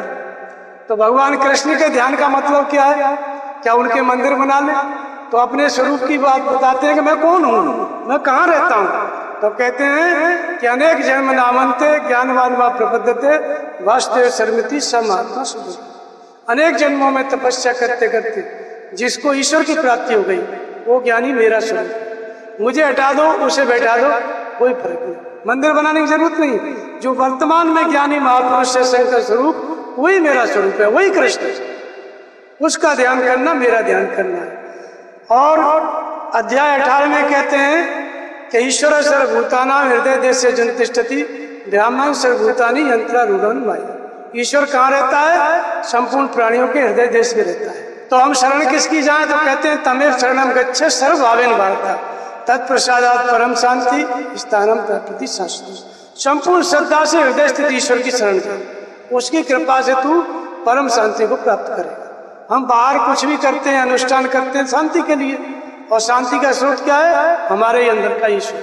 अगले श्लोक में कहते हैं कि इससे भी गुप्त बात सुन, मन मना भव मध्वत्व मध्याजी माम नमस्कुरु मामे वैश्य सत्यम ते प्रति जाने प्रेयस्व। मेरे में मन लगा, मेरा भक्त बन। एक ही भगवान कृष्ण दो बात बताते हैं। पहले कहते हैं कि ईश्वर हृदय में है, उसकी शरण जा, फिर कहते हैं मैं ईश्वर हूँ, मेरे पास है। इसका मतलब क्या? बाहर शंकर जी आके खड़े हो जाए, आप कैसे पहचानोगे? नहीं पहचान सकते ना। तो हृदय स्थित ईश्वर में श्रद्धा स्थिर करोगे तो हृदय का ईश्वर आपको बताएगा कि इस समय दुनिया में कृष्ण कौन है, राम कौन है, शिव कौन है, इस समय भगवान का स्वरूप शरीर से जीवित है वो कौन है। ये हृदय का ईश्वर प्रेरणा करके आपको बताएगा। जब हृदय के ईश्वर में श्रद्धा होगी तब, ऐसे ही नहीं कोई बताएगा। तो मन क्रम वचन छोड़ चतुराई भजत कृपा करिए रघुराई, और संत विशुद्ध मिले परते ही चितवे राम कृपा कर जे। राम कब कृपा करते हैं? जब हृदय के राम को आप मानोगे मन क्रम वचन से, उसमें श्रद्धा होगी तो राम जो है खोज के विशुद्ध संत सदगुरु जो शंकर स्वरूप है, जो कृष्ण स्वरूप है, आपको मिला देंगे, उनके पास आपको भेज देंगे प्रेरणा करेंगे।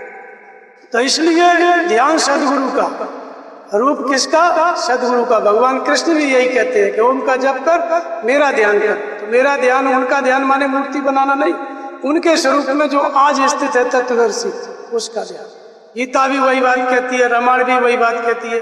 तो नाम और रूप के बाद तीसरा अंग क्या है? अनुभव। ये जो अनुभव है ये सबसे महत्वपूर्ण है। पंचवटी में जाते हैं भगवान राम कुंभज ऋषि के पास, कुंभज ऋषि से मिलते हैं तो कुंभज ऋषि से पूछते हैं मुनि, उनका हालचाल पूछते हैं। फिर कुंभज ऋषि बोलते हैं कि तुम्हारे ही भजन प्रभाव आधारी और जानो महिमा कछुक तुम्हारी। तुम्हारे भजन के प्रभाव से थोड़ी सी महिमा तुम्हारी जानता। क्या महिमा जानते थे कुंभज ऋषि? तो कहते हैं कि उम्र तरु विशाल तब माया, फल ब्रह्मांड अनेक निकाया, और जीव चराचर जंतु समाना, भीतर बसे न जाने आना, ते फल भक्षक कठिन कराला, और तब भय डरत सदा सो काला, ते तुम सकल लोक साई पूछे मोय मनुज की नाई। तो यद्यपि ब्रह्मा अखंड अनंता अनुभव गम्य भजन जैसे। कुंभज ऋषि कहते हैं कि ब्रह्म तो अखंड और अनंत है, लेकिन उसके भजने का तरीका, उसका भजन करने का तरीका क्या है? अनुभव। अनुभव गम्य है। वहां तक व्यक्ति पहुंचता कैसे है? तो कहते हैं कि अनुभव गम्य। बिना अनुभवों के सहारे भगवान तक नहीं पहुंच सकता। तो तीसरा अंग भजन का प्रमुख क्या है? अनुभव। ये अनुभव कैसे जागृत होता है? इसी अनुभव की जागृति को ही भजन की जागृति कहा गया, और इसी को कबीर ने इसको शब्द कहा। कबीर कहते हैं कि शब्द डोर गए उतरे पार। तो शब्द तुरग पे बैठ के छन आवे छन जाए। सदगुरु के बारे में बताया कि शब्द के घोड़े पे बैठ के क्षण में आता जाता है। तो शब्द की जागृति कबीर ने कहा, रामायण में इसको अनुभव की जागृति कहा। तो अनुभव का मतलब क्या है? अन माने अतीत, भव माने संसार। संसार क्या है और संसार से मुक्ति क्या है, इस बात को भगवान बताने लगे। आपके अंदर से जागृत होकर भगवान प्रेरणा करके बताने लगे कि ये संसार है, ये मुक्ति है।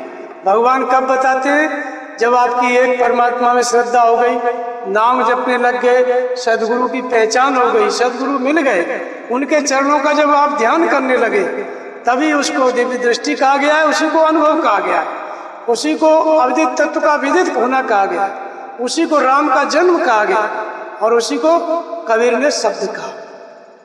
तो ये जागृति कैसे होती है? जैसे ही गुरु के चरणों का ध्यान करेंगे, नाम जपेंगे, बैखरी मध्यमा पश्चिंती में नाम जपेंगे तो इसकी जागृति हो जाएगी। चरणों का ध्यान करेंगे तो इसकी जागृति हो जाएगी। भव से मुक्त कराने वाली जागृति, इसको अनुभव कहा गया। इसलिए अनुभव रूपी राम, भगवान राम का जन्म हुआ दशरथ के यहाँ। दशरथ का मतलब होता है दशों इंद्रियों की निरोधमयी वृत्ति। शंकर जी कहते हैं कि हर व्यापक सर्वत्र समान। जो परमात्मा है वो कैसा है? जब राम की बात आती है कि राम का भजन करो, तो बहुत लोग कबीरपंथी कहते हैं कि हमारे 4 राम हैं, हम इसका नहीं करते, उसका भजन करते हैं, उनका अलग राम है। ऐसे कहते हैं राम, भगवान राम ने कहा कि मेरी भक्ति करो, भक्ति मोर प्राण सुतवाई। तो लोगों के मन में दुविधा हो जाती है कौन से राम का भजन करते। तो शंकर जी कहते हैं कौन सा राम नहीं है, एक ही राम। उसको ही कबीर कहते हैं कि एक राम घट घट में लेटा, एक राम दशरथ का बेटा, एक राम का सकल प्रसारा और एक राम सब जग से न्यारा। इसी बात को लेके कबीरपंथी कहते हैं कि 4 राम बताए हैं कबीर ने, और उनको नहीं पता है कि राम एक ही है। कबीरपंथियों के हिसाब से राम 4 हैं, कबीर के हिसाब से एक ही। तो इसी को कहा गया है राम का जन्म, दशरथ का बेटा। इसी को कहा गया है अनुभव की जागृति, इसी को कहा गया है भजन की जागृति। भजन एक जागृति, शब्द व्यंगम बाजे तूरा, कबीर कहता है। इसी को राम का अवतार कहा गया। तो जब आप सदगुरु के चरणों का ध्यान करेंगे, नाम का जप करेंगे, तो नाम निरूपण नाम यत्न से छो प्रगटत जे वो प्रकट हो जाएगा। चरणों का ध्यान करेंगे तो सुमिरत दिव्य दृष्टि होती, दिव्य दृष्टि माने वो प्रकट हो जाएगा, त्रिकालज्ञता प्रकट हो जाएगा। ये दोनों स्थितियों में भगवान का जन्म होता है, जागृति होती है। इसी को अनुभव रूपी राम कहते हैं। भव क्या है और भव से मुक्ति क्या है, ये बात भगवान बताने लगते हैं। तो घट घट में लेटा राम सबके हृदय में है, अष्टप्रभु हृदय छतक। कबीर नई बात नहीं बता रहे हैं, कबीर कह रहे हैं घट घट में राम है, तो तुलसीदास जी भी कह रहे हैं अष्टप्रभु हृदय छतक। कोई अलग अलग बात नहीं बता रहे, एक ही बात। तो 10 इंद्रियों की निरोधमयी वृत्ति ही दशरथ। 10 इंद्रियां हैं शरीर में, जब तक संसार से जुड़े हो आप तब तक हम ही दशानन रावण। और जब 10 इंद्रियों का निरोध करने लग गए, निरोध करने वाली वृत्ति क्या है, दशरथ। संयम करने वाली वृत्ति क्या है, दशरथ है। और जैसे ही संयम सदा, संयम कहाँ पे करना है, नाम जप में करना है या गुरु के चरणों के ध्यान में करना है। जहाँ चरणों में सूरत रुकी, नाम जप में श्वास में सूरत रुकी, तो सुमिरत दिव्य दृष्टि, भगवान जागृत हो जाएंगे, प्रकट हो जाएंगे और प्रकट होकर के बताने लगेंगे। राम का अवतार हुआ तो उनका क्या उद्देश्य था, क्यों भगवान अवतरित हुए और कैसे हुए। तो राम भक्त है तो नर्तन धारी, इस शरीर को भगवान धारण कर लेते हैं और सही संकट की साधना। किसके शरीर को धारण करते हैं, जो साधना कर रहा है, भजन कर रहा है, उसके शरीर। और करते क्या है, असुर मारे था पर बाहर के रावण को नहीं, भीतर आसुरी वृत्ति है, काम रूपी मेघनाथ, क्रोध रूपी कुंभकर्ण, प्रकृति रूपी सुपर्णखा, आशा तृष्णा रूपी पिशाचिनी। भगवान भीतर जागृत हो गए, प्रेरणा करके इन विकारों को समाप्त करने लगते हैं। भक्त को बताने लगते हैं, भजन करने वाले को, कि अब क्रोध आ रहा है इससे बचो, अब लोभ आ रहा है इससे बचो। ये चीज भगवान बताते हैं, इस जागृति को अनुभव का। इसलिए अनुभूति, अनुभव भजन का प्रमुख अंग है। जिनके अंदर अनुभव की जागृति नहीं है, उनके पास अभी भजन नहीं है। वो चाहे नाम जपे चाहे जो करे, जब तक भगवान जागृत होकर बताने न लगे, पढ़ाने न लगे, उंगली पकड़ के चलाने न लगे, तब तक भजन की जागृति नहीं है। तो ये भगवान बताने लगते हैं, तो भगवान किस तरह से बताते हैं, भगवान के बताने का तरीका है 4। भगवान 4 प्रकार से बताते हैं, अनुभव 4 प्रकार से मिलता है। और उसी को कबीर ने कहा कि राम दशरथ का बेटा। जैसे ही 10 इंद्रियों का निरोध हुआ, संयमित हुई, वो भगवान लक्ष्य के बेटा के रूप में प्रकट हो जाते हैं। उनका जन्म हो जाता है हमारे ही अंदर। बेटा का मतलब क्या होता है, जैसे बाप का बेटा बड़ा हो गया तो सारा जिम्मेदारी बेटा को दे देता है, वो अपना चुपचाप एकांत में रहता है, भजन करता है या ज्यादा काम से मतलब नहीं रखता। ऐसे ही जब भगवान प्रकट हो गए तो सारी जिम्मेदारी जो प्रकट हुए भगवान है वो भक्त की ले लेते हैं। भगवान उसको चलाने लगते हैं, भजन कराने लगते हैं। 3 बजे जगा देंगे, बैठो भजन कर, प्रेरणा कर। इसलिए बेटा हो गए किसके, दशरथ के। कि कौन है दशरथ, आप ही दशरथ। संयम हुआ तो पुत्र के रूप में भगवान जिम्मेदारी ले लेते हैं। अब ये जागृति हो गई तो इसके अनुसार आपका भजन चलेगा। कितना चलेगा, जब तक मुक्त नहीं हो जाओगे। तो ईश्वर के निर्देशन में चल के ईश्वर को जानना। भगवान बता रहे हैं, हम चल रहे हैं। तो एक राम का सकल प्रसार, कबीर कहता है एक राम का सकल प्रसार। तुलसीदास जी भी वही बात कहते हैं, जहां तहां देख धरे धन भाना, स्वर्ग नरक अपवर्ग सुमन। तुलसीदास जी जब इस अवस्था पे पहुंचे तो उन्होंने क्या देखा, सर्वत्र राम ही राम, धनुष।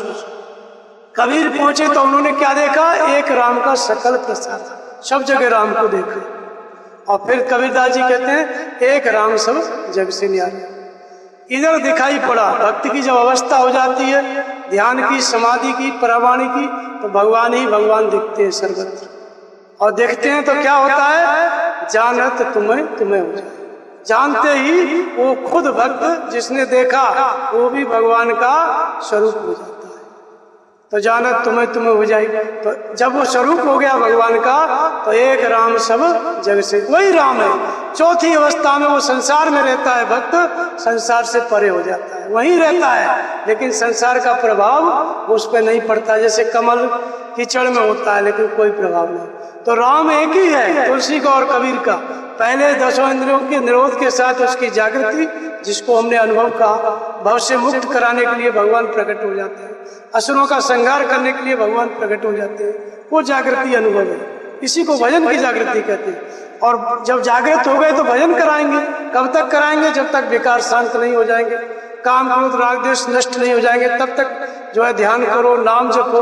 और जब नष्ट हो गए तो भगवान देखने में आ गया, दृष्टि मिली, देव दृष्टि, भगवान दिखाई दिया और देखते ही जानत तुम्हें तुम, वो भक्त भगवान का स्वरूप हो जाता है। तो ये 4 अवस्थाओं में एक ही राम को भक्त जानता है। तो कबीर ने वही बात बताई जो तुलसीदास जी ने बताई। तो इस तरह से ये जो अनुभव है, अनुभव गम्य, इसी के सारे भजन किया जाता है। कबीर इसी को कहते हैं शब्द डोर गए उतरे पार, पार उतरना। ये अनुभव 4 प्रकार से मिलता है, अंग फड़कन के द्वारा, स्वप्न के द्वारा, और सुषुप्ति मतलब ध्यान के दृश्य, और समसुरा संबंधित अनुभव 4 प्रकार का होता है। तो जैसे जागृत अवस्था में जब भगवान जागृत हो जाते हैं, कोई भक्त गुरु का ध्यान करने लग गया, नाम जपने लग गया, और अनुभव की जब जागृति होती है तो कौन सी होती है, अंग फड़कन के द्वारा। ये चारों जागृतियों को 4 प्रकार से भगवान बताते हैं। इसको रामायण में बताया गया है। कहाँ कहाँ बताया, तो अंग फड़कन आप देखेंगे, सीता जी जब जाती हैं और मांगती हैं कि हमको भगवान राम वर के रूप में चाहिए, तो बाम अंग फड़कन लगे। माताओं का बायां शुभ होता है, सगुन होता है, और पुरुषों का दायां शुभ होता है। तो बायां अंग फड़का कि भगवान तुमको मिलेंगे, राम मिलेंगे, और भगवान राम से सीता जी का विवाह हो गया। भगवान ने बताया कि नहीं, भाई राम तो बाहर थे और दूसरे राम उनके अंदर थे, ये अलग अलग नहीं, एक ही थे। ये बाहर भी वो भगवान महापुरुष हुए जिनका मंदिर बना है, उनके अंदर भी उनके ही अंदर का राम प्रकट हुआ, अवतरित हुआ, इसलिए उनको भगवान बनाया। तो वो राम अंदर था, तभी तो वो भगवान के स्वरूप हुए, अवतार हुए। तो यही सीता जी को अंग फड़क के बताया कि मिलेगा राम। और कहाँ पे अंग फड़कन का वर्णन आया है, तो कहते हैं भरत जी जब भगवान राम रावण का वध करके जाते हैं और हनुमान जी जाते हैं, बताते हैं कि राम आ रहे हैं, उसके पहले भरत जी को होता है शगुन। तो भरत नयन भुज दक्षिण फरकत बारे बार, जान शगुन मन हर्षित लागे कर्म विचार। भरत को क्या शगुन हुआ भगवान के आने का, दाया नेत्र फड़का दाई भुजा कि भगवान आ रहे हैं। वो इतनी देर में हनुमान जी आ गए, उड़ के आए थे कि वो देखो भगवान आ रहे हैं पुष्पक विमान, और भगवान आ गए। तो भगवान ने बताया भरत को कि भगवान मिलेंगे, अब कुछ ही देर में भगवान मिल गए। कौन सा शगुन दिया, दायां हाथ फड़का दायां नेत्र, ये तो हो गया अंग फड़कन, जिसका वर्णन रामचरितमानस में। और दूसरा आता है स्वप्न। स्वप्न के द्वारा भी भगवान बताते हैं। वो कैसे बताते हैं, स्वप्न के द्वारा बताते हैं। एक ही ने देखा, दिन प्रति देखो रात को सपने, कहो न तोय मोह सपने। उसको खराब खराब सपने आते थे। मंत्रा से बता रही थी कि मैं बोल नहीं रही हूँ, लेकिन दिखाई पड़ रहा है कुछ गड़बड़ होने वाला। इसके बाद सपने भरत जी भी देखते थे, खराब सपने देखते थे, और इन सपनों का वर्णन जो दिखाई देता था सपने में वो सब घटता चला गया। केकई ने देखा सब घट गया, भरत जी ने देखा सब घट गया। कुशल मात तो मनाने लगे शंकर जी को ना, लेकिन कोई कुशल नहीं रहा। भ्राता वनवास चले गए, माता जी विधवा हो गई, सब अनर्थ हो गया जो दिखाई पड़ रहा था। ठीक ऐसे ही सपना देखा किसने, पार्वती जी ने। सुनो मात में दीखस सपन सुनावो तो, सुंदर गौर सुविप्रवर अस उपदेश। उन्होंने 2 ब्राह्मणों ने पार्वती के सपने में आके उपदेश दिया कि करो जाए तप शैल कुमार, जाओ तपस्या करो, शंकर जी मिलेंगे, शंकर जी को पाना है तो तपस्या करो। और उन्होंने अपनी माता जी से बताया, नारद जी भी थे, उनको भी बताया गुरु जी को कि ऐसा ऐसा सपना आया है, क्या करना है। बोले जाओ तपस्या करो। माता जी रोकने का कोशिश की, रोने लगी, लेकिन उनके गुरु ने कहा नारद जी ने कि ये नहीं रुकेगी, इसको करने दो तपस्या, मिलेंगे इनको शंकर। और जो सपना देखा वो पूरा सही हुआ कि नहीं हुआ? हुआ ना। इसी तरह से सीता जी ने सपना देखा। चित्रकूट में भरत जी जाते हैं भगवान को मनाने के लिए, पूरे दल बल के साथ जाते हैं। उधर सीता जी राम जी अपना नीचे चटाई पे विश्राम कर रहे थे। 4 बजे के टाइम पे सीता जी ने देखा। क्या भगवान ने बताया सीता जी को? यहाँ राम रजनी अवशेषा और जागे सिय सपन अस्ते। क्या देखा? सहित समाज भरत जन आए, नाथ वियोग ताप तंत आए। सब मलिन मन की, माता जी भी आई हैं लेकिन सब मलिन है। समाज सहित आए हैं लेकिन आपके वियोग में सब दुखी हैं। सीता जी बता रही थी भगवान राम को कि मैंने ऐसा सपना देखा है। 4 बजे सुबह उठ के बता रही थी, और जैसे ही बता रही थी वैसे ही भरत जी समाज सहित आ गए। ये भगवान ने सीता जी को बताया स्वप्न। ये अनुभव है, ये अनुभूति है जिसके द्वारा भगवान तक की दूरी तय की जाती है। भगवान प्रेरणा करके न बताएं तो 10 दिन बाद कौन सा संकट आने वाला है कोई जान पाएगा? भक्त नहीं जान पाएगा, संकट से घिर जाएगा। भगवान बताते रहते हैं, आगे बढ़ाते रहते हैं। तो सीता जी ने देखा, सही हुआ। अब ये तो हो गई देवी देवताओं की बात, ऊंचे लोग हैं, सत्पुरुष हैं। अब चले जाओ लंका कांड में। एक राक्षसी है त्रिष्टा।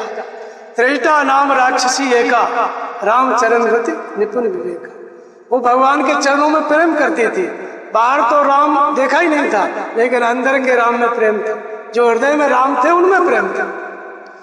तो सीता जी की स्थिति जो थी, रावण रोज रोज आया करे, तलवार दिखाया करे। 1 महीने का टाइम दिया कि मास दिवस जो कहा न मानो तो मैं मारो काट के। तलवार निकाल के बोला कि 1 महीने में अगर हमारी बात नहीं मानी, हमको नहीं स्वीकार की, तो तलवार से तुम्हारा वध कर देंगे। सीता जी ने सोचा कि इस दुष्ट के हाथ से मरने से अच्छा है अपने आप मर जा। एक इतना त्रिष्टा से बोली कि माताजी विपत्ति में मेरा साथ दो, मैं लकड़ी इकट्ठी करके लाती हूँ और कुछ आप भी इकट्ठी करके लाओ, चिता बना दो, हम बैठ जाते हैं, आप आग लगा देना, रोज रोज का संकट एक दिन में खत्म। त्रिष्टा ने विचार किया कि ये उनकी पत्नी है जिनकी मैं भक्त हूँ। मैं तो भक्त हूँ, मैं तो दूर हूँ, ये तो उन्हीं की पत्नी है, क्या ऐसे ही मर जाएगी? इसका कोई भविष्य नहीं है, क्या भगवान नहीं आएंगे इसे लेने के लिए? ऐसा विचार किया त्रिष्टा ने, और रात में भगवान ने बताया।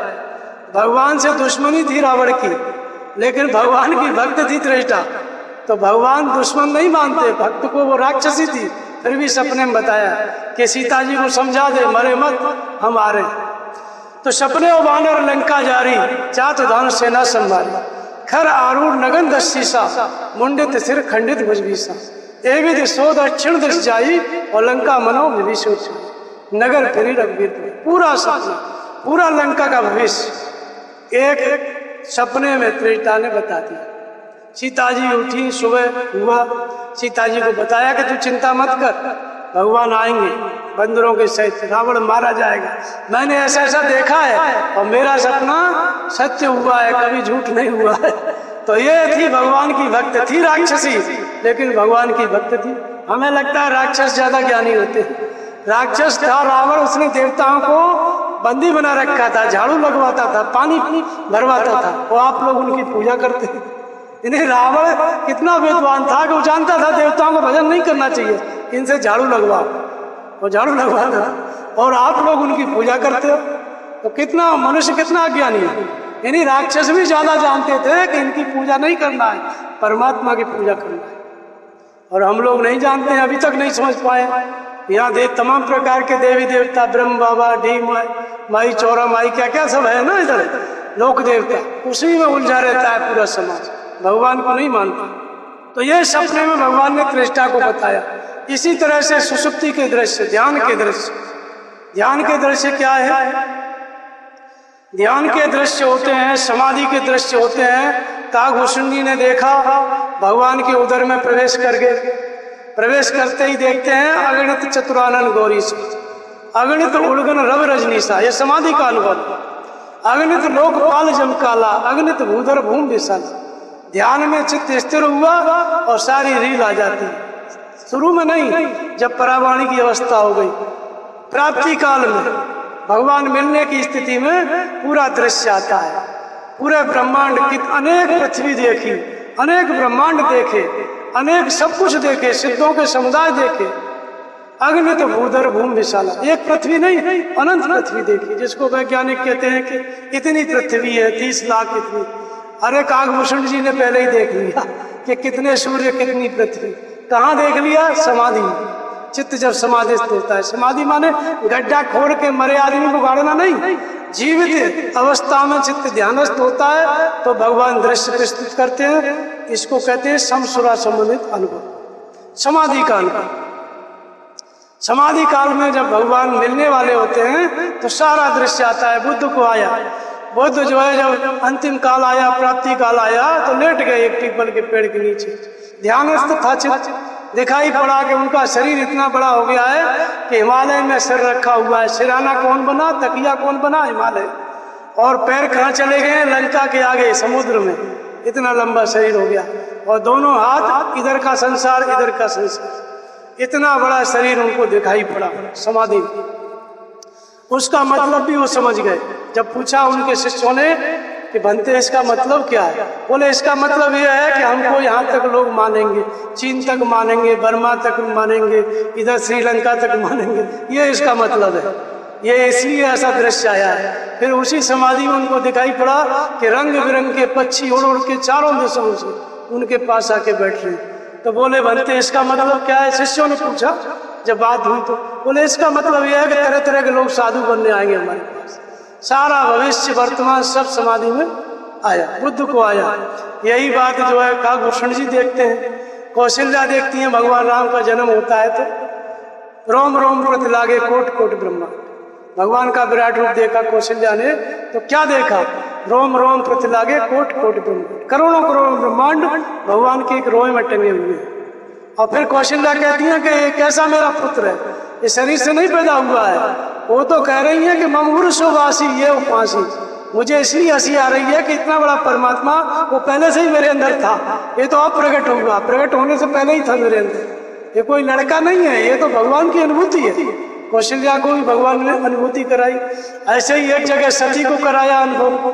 सती ने देखा कि चारों तरफ भगवान ही भगवान, तो अनंत ब्रह्मा अनंत विष्णु सब कुछ देखा। और तुलसीदास जी वर्णन भी करते हैं, जैसे लोग कहते हैं कि राम का भजन करो, तो कौन सा राम? वो एक ही राम है। उसकी शक्ति क्या है, उसकी ताकत क्या है? तो कहते हैं राम काम सत कोट सुभगत, करोड़ों कामदेव के समान सुंदर है परमात्मा। यदि आपको सुंदरता चाहिए तो एक राम का हृदय स्थित ईश्वर का भजन करो, करोड़ों कामदेव के बराबर सुंदरता है, उससे मिल जाएगी। और अगर आपको दुर्गा पूज के नवरात्रि करके कुछ मांगना है तो दुर्गा मत पूजो। कहते हैं दुर्गा अमित कोटि अरिमर्दन, करोड़ों दुर्गाओं के समान शत्रुओं को समाप्त करने की क्षमता है किसमें? एक राम में। तो हम करोड़ों दुर्गाओं को क्यों पूजे? एक परमात्मा को पूजे ना, राम को। जो दुर्गा से मिलना है वो राम से मिल जाएगा। क्या जरूरत है दुर्गा पूजने की? फिर कहते हैं बहुत से लोग सरस्वती मंदिर जो है सरस्वती का मूर्ति विद्यालय में रखते हैं कि देवी है विद्या की। तुलसीदास जी कहते हैं कि कोई देवी नहीं है। शारद अमित कोट चतुराई, करोड़ों सरस्वती के समान चतुराई किसमें है? बुद्धि, भगवान। तो हम सरस्वती की अलग से पूजा क्यों करें? भगवान की पूजा करें, हृदय के राम की पूजा करें, नाम का जप करें, करोड़ों सरस्वती की बुद्धि अपने आप आ जाएगी। और वैसे भी सरस्वती कौन है?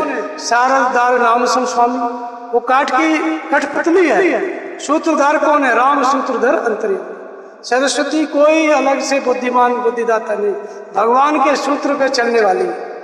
भगवान की बुद्धि से सरस्वती बुद्धि देती है, वहां से लेके देती है, बीच में दलाली करके डायरेक्ट नहीं दे सकती। तो शारद करोड़ों सरस्वती के समान चतुराई। और क्या है भगवान राम में? कोटि विष्णु सम पालन करता। लोग कहते हैं विष्णु के अवतार है भगवान, विष्णु के अवतार नहीं है। करोड़ों विष्णु उनसे पैदा होते हैं, विलीन होते हैं। करोड़ों विष्णुओं के समान पालन करने की क्षमता एक परमात्मा में, एक राम में। तो विष्णु की पूजा करने की जरूरत नहीं है, राम की पूजा करो, विष्णु अपने आप हाजिर हो जाएंगे। हुए थे, मनु ने राम की पूजा की, राम का भजन किया, हृदय के परमात्मा का किया, और आगे कौन? विधि हरि हरि तप देखे पारा और मनु समीप आए बहुबार। एक बार नहीं, बहुत बार आए, तपस्या कर रहे भगवान की, राम की, और ब्रह्मा विष्णु चले आए। तो विष्णु के अवतार नहीं है, विष्णु तो उनके अंश मात्र से करोड़ों उत्पन्न होते और विलीन होते। राम अपने में स्वतंत्र सत्ता है, परमात्मा। जब विराट रूप देख रहा, सती ने देखा, काकभूषण जी ने देखा, तो उसमें खोज रहे थे कि अगणित चतुरानंद गौरी सा, शंकर अनंत थे, विष्णु अनंत थे, ब्रह्मा अनंत थे, लेकिन अंत में कहती है सती के राम रूप दूसरा नहीं देखा, राम एक ही था, वो अनंत नहीं थे, वो एक ही थे। तो परमात्मा एक है, ये तो अनंत हो सकते हैं देवी देवता, इनका भजन नहीं। इन सबकी शक्ति चाहिए तो एक राम से मिलेगी, क्योंकि इनके पास भी शक्ति ये भी राम से लेके देते हैं आपको, वहां से उधार लेते हैं तब बांटते हैं। तो इसलिए राम का भजन करोगे, करोड़ों विष्णु की ताकत आ जाएगी और शंकर की भी आ जाएगी। कोटि रुद्र सब संग संगरता, श्रृंगार करने के समान है, इसके करोड़ों शंकर के समान श्रृंगार करने की शक्ति एक राम में है। कौन से राम में? जो तुम्हारे हृदय में है, उसमें। तो हम शंकर की अलग से पूजा क्यों करें, राम की करें। तो अगर आपको शंकर की शक्ति चाहिए तो भी राम से मिलेगी।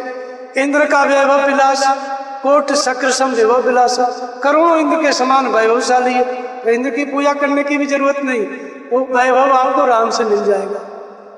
अनेकों सूर्य के समान है जय भगवान। तो हम लोग सूर्य की पूजा करते हैं, लोग सूर्य को जल देते हैं। अरे करोड़ों सूर्य के समान तेज तो भगवान राम में है, उनकी पूजा करो, तो सूर्य की अलग से पूजा करने की क्या जरूरत है। तो इसलिए एक परमात्मा की पूजा से सब कुछ मिल जाएगा। और जितने महापुरुष हुए अतीत में, हनुमान जी, गणेश जी, सब भगवान का नाम जप के ही हुए। कैसे हुए?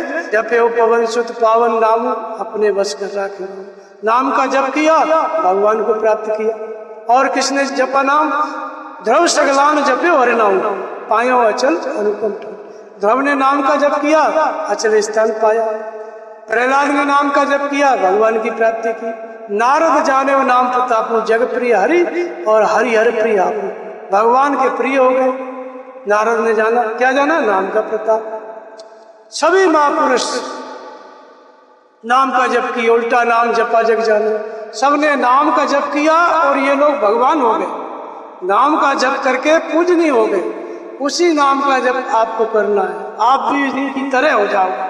इनकी पूजा नहीं करनी है, इन्होंने जो साधना की, इन्होंने जो आपको आदेश दिया है नाम जपने का, उस आज्ञा का पालन करना है। ये नहीं कि हनुमान जी की पूजा करने लगे, कृष्ण की मंदिर बना के। इन्होंने आदेश दिया है ना कि उनका जप करो, उस आदेश का पालन आप नहीं करोगे तो इनकी पूजा करने से कुछ नहीं होगा। ट्रैक्टर की पूजा करो, हर जुत जाएगा नहीं। ऐसे किसी भी यंत्र की डॉक्टर से प्रार्थना करो, इलाज नहीं होगा जब तक वो दवाई नहीं देगा। ऐसे ही इन महापुरुषों की पूजा करने का मतलब है कि एक परमात्मा की पूजा। क्यों? क्योंकि ये सब हृदय के ईश्वर को पाके उसी ईश्वर का रूप है। भगवान कृष्ण कहते हैं कि मैं कहाँ रहता हूँ? ईश्वर हृदय में रहता है। खुद कहते हैं कि सर्वस्व चाहम हृदय सन्निविष्ट, मैं संपूर्ण प्राणियों के हृदय में समाविष्ट होकर रहता हूँ। हृदय में रह के आप करते क्या है? कौन सा काम करते हैं हृदय में? तो कहते हैं मत स्मृतिर ज्ञान हृदय में रह के मैं जागृत होकर अपने स्वरूप की स्मृति दिलाता। हमने क्या खोया है? भगवान हमको याद नहीं है। भगवान तो हृदय में है, लेकिन हमारी स्मृति में नहीं है। हमारी स्मृति में क्या है? जो जो काम धंधा करते हो।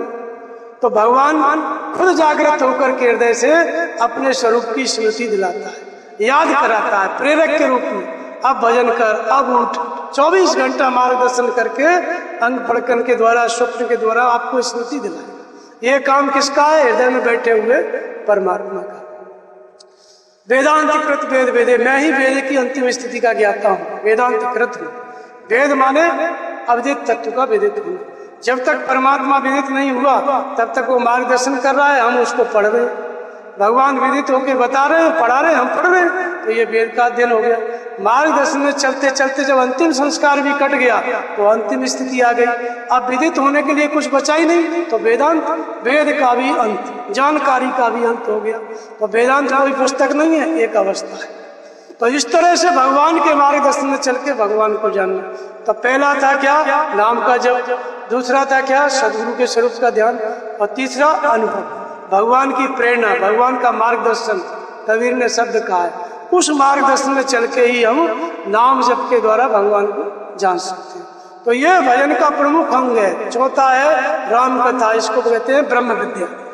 ब्रह्म विद्या मतलब रामचरितमानस का अध्यात्म, शुरू से राम के जन्म से लेकर रावण के वध तक सब कोट वर्ड। इसका मतलब ये, इसका मतलब जैसे अनुभव रूपी राम, विवेक रूपी लक्ष्मण, मोह रूपी रावण, वैराग्य रूपी हनुमान, क्रोध रूपी कुंभकर्ण, ऐसे सबका आध्यात्मिक शब्द है, शब्दकोश है।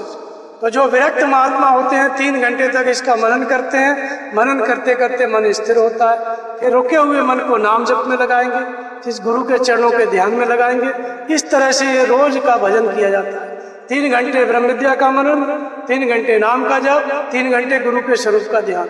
ये क्रम रोज चलता है और कई जन्म तक चलता है। तब जाकर के भगवान प्राप्त होते हैं, तब जाके भजन पूरा होता है। इस तरह से भजन किया जाता है, भक्ति की जाती है। किसका? हृदय के ईश्वर का।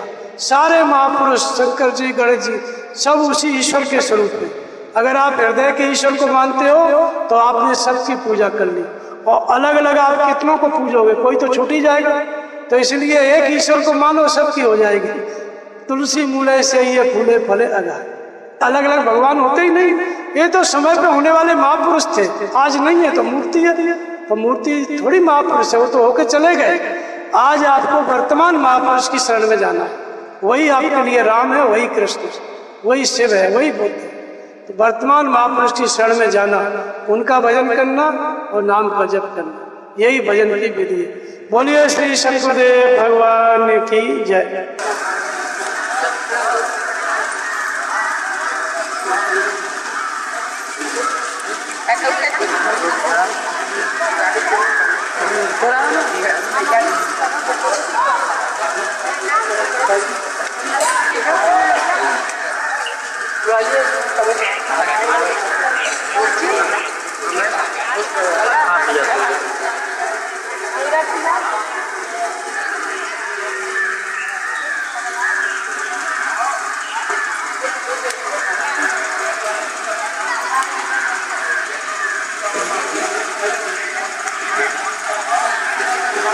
नीचे ध्यान देना।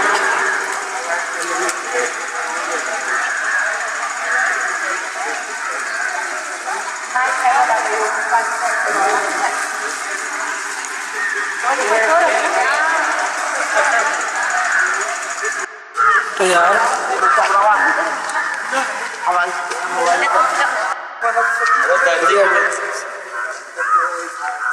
भाई रास्ता बढ़िया भट्टी भट्टी बना